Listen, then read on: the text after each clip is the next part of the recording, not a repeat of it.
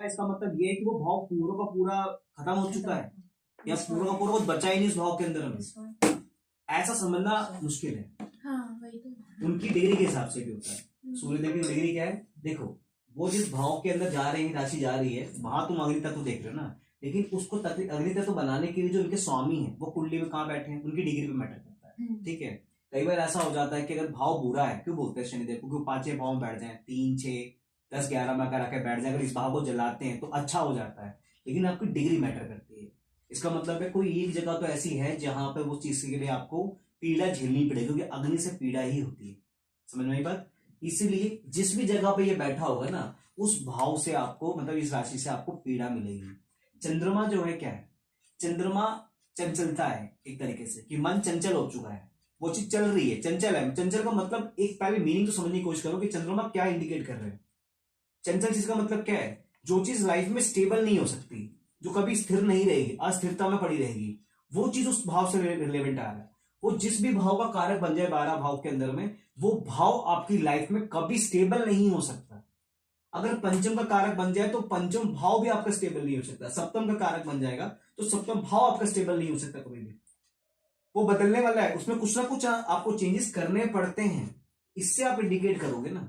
ये अग्नि बहुत ज्यादा हो गया है, ये ठंडा बहुत ज्यादा है चंद्रमा। देखिए कुछ बता दू, चंद्र राशि से यानी कर्क राशि से ज्यादा ठंडी राशि अगर बात करें ना, तो शनि ग्रह की राशि होती है, लाइक कुंभ भी बहुत शीतल राशि मानी जाती है। ठीक है, तो चंद्रमा के आया है इन्फ्लुएंस, तो ये आपको क्या करते हैं, आपके मन की स्थिरता को कंट्रोल करते हैं, नियंत्रित करते हैं, उस भाव को करेंगे।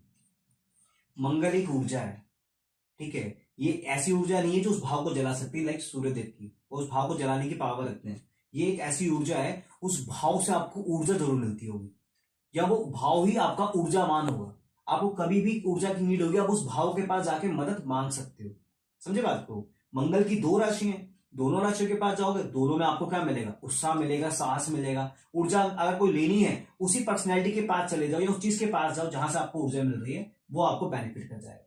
सिंपल सी बात है, यही मंगल का गेन है। मंगल के गेन को समझना बहुत ज्यादा आसान है। कुंडली के अंदर में जिस भाव के स्वामी बन गए हैं, जिस भाव में जाके बैठे हैं, उस भाव का जो कारक तत्व बनता है, उसी से ही आपको ऊर्जा मिलेगी लाइफ में, और कोई तरीका नहीं है।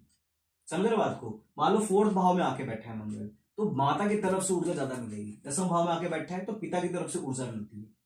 ऊर्जा मतलब लाइफ के अंदर डायरेक्शन का मिलना, सही गाइडेंस मिलना, ये चीज इंडिकेट करी जाती है। अब इसके बाद देखते हैं, बुध की बात करते हैं। बुध का पर्पस क्या है, देखो बुध में एक क्लैरिटी है, ये बुद्धि से काम करने वाली चीज है। इसका मतलब है ये राशि जिस भाव में पड़ गई है, आपको वहां पे अपनी बुद्धि का सबसे ज्यादा इस्तेमाल करना पड़ेगा। मतलब अब यहां पर यह कहा जाता है कि यहां पे आने का मतलब है, यहां पे आप रिस्क नहीं ले सकते। इन 2 भाव के लिए रिस्क मत ही लेना। सोच समझ कर इन 2 भाव जुड़ा हुआ जो भी काम आपको करना है, जहां पे बैठी राशि है, उसमें रिस्क मत लो। बहुत प्रॉपर तरीके से जानने के बाद कोई काम करो। गुरु का मतलब होता है, गुरु की राशि अगर पढ़ रहे किसी भाव में, ये ज्ञान की राशि है। ज्ञान का क्या मतलब है, आपने किसी चीज का ज्ञान अर्जन किया होगा ना, तो ही आपको उसके रिजल्ट मिल पाएंगे।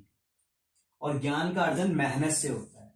ये शॉर्टकट नहीं है कि आपको सब कुछ मिल जाएगा। सिंपल सी बात है ना। ज्ञान का इंडिकेट का मतलब क्या होता है, कई बार क्या होता है, आपको इस फील्ड की नॉलेज नहीं थी, आपने वहां से पैसा कमा लिया, लेकिन अगर कुंडली में जो भी 2 भाव गुरुदेव की उसमें आएंगे, आपको वहां पहले ज्ञान अर्जन करना पड़ेगा उस भाव से जीतने के लिए। मान लो 6ठे भाव में राशि आ गई, जॉब करनी है, तो पहले क्या करना पड़ेगा उस बंदे को, पढ़ाई तो करनी ही पड़ेगी। पंचम में राशि आ गई, इसका मतलब है ज्ञान। आप सोचो कि सुन सुना के ज्ञान मिल जाए ना, आपको उसके लिए प्रॉपर तरीके से ज्ञान लेना पड़ेगा, तब आप उसका फ्यूचर में इस्तेमाल कर पाओ। समझ में आई बात। ये सारी बातें बहुत जरूरी होती है। शुक्र का क्या मेल होता है, शुक्र आपकी लाइफ में किस चीज का काम करता है, पहले आप वो समझो। शुक्र एक लग्जरियस लाइफ की चीजों का है, कंफर्ट का है। मतलब शुक्र बाय डिफॉल्ट कुंडली में ऐसा बनकर आए कि आपको उस भाव से कंफर्ट ही आ चुका है। ये कंफर्ट ही देगा आपको वो भाव। ये भाव जहां भी होगा, ये कभी आपको नुकसान नहीं देगा। इस जगह पे आपको हमेशा आराम ही मिलेगा, तो डरने की चीज ही नहीं है। ये 2 भाव जिस भी हो गए, मान लो किसी का 4th भाव में शुक्र की राशि आ रही है, इसका मतलब उसे मंदिर की तरफ जाओगे तो उसे आराम ही मिलेगा वहां पर। वो कहेगा कि मुझे बहुत सुकून मिलता है। शुक्र पीड़ित हुआ तो वो पीड़ा होने एक अलग चीज होती है, लेकिन जिस भाव में जो राशि पड़ रही है ना, मेरी बात समझो, वो 2 भाव तुम्हें हमेशा कंफर्ट ही देंगे, आराम ही देंगे। उस दोनों जगहों पे जाके तुम्हें एक्स्ट्रा मेहनत करने की नीड नहीं है। तुम सोचो कि अब मान लो किसी के 6ठे भाव में अगर आकर शुक्र आ गया, तो कहते ही हैं कि बड़ी आराम वाला काम मिलता है भाई।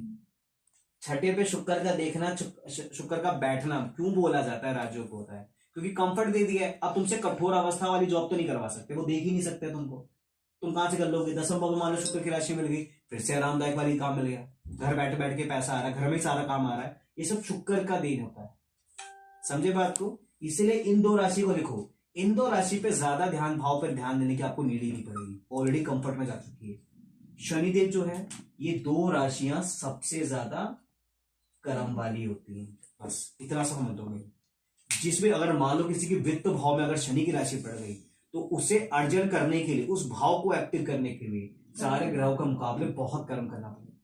मतलब ये जिस भी चीज का काम करता होगा, मान लो किसी क्लास में पढ़ रहा है, तो उस क्लास में उस सारे के एंटायर बच्चों से ज्यादा मेहनत उसे करनी ही पड़ेगी। अगर कर्म में शनिदेव की राशि आ गई, यहां शनिदेव की राशि आ गई, उसे उस क्लास का टॉपर बनना है। और पैसे कमाना है तो उसे अपने घर में सबसे ज्यादा मेहनत करनी पड़ेगी। इतनी मेहनत करेगा वो, इतना ही फल मिलेगा। धीरे धीरे धीरे धीरे धीरे धीरे। अब मैं तुम्हें एक और चीज कॉन्सेप्ट बता देता हूं। शनि कह रहेगा सबसे प्योर कॉन्सेप्ट क्या है इनका ना, 30s का जो कॉन्सेप्ट है ना, ये बहुत पावरफुल है। शनि 30s तक की एज तक जो बच्चा होता है, जो भी होता है, उसके इतने सारे कर्म पर रिजल्ट इतना ही कर देते हैं। कई बार तो वो इससे भी कम रिजल्ट करते हैं। ये वर्क है, ये रिजल्ट है। 30s तक का रूल अप्लाई है। अगर शनि आपके कार्मिक जगहों को प्रभावित कर रहे हैं, कंट्रोल कर रहे हैं, हाथ पैर मार लो, एड़ी जोड़ी को जो लगा दो, जो कमा पा रहे वो इतना ही है। और जस्ट 30 में आने के बाद क्या हो जाता है,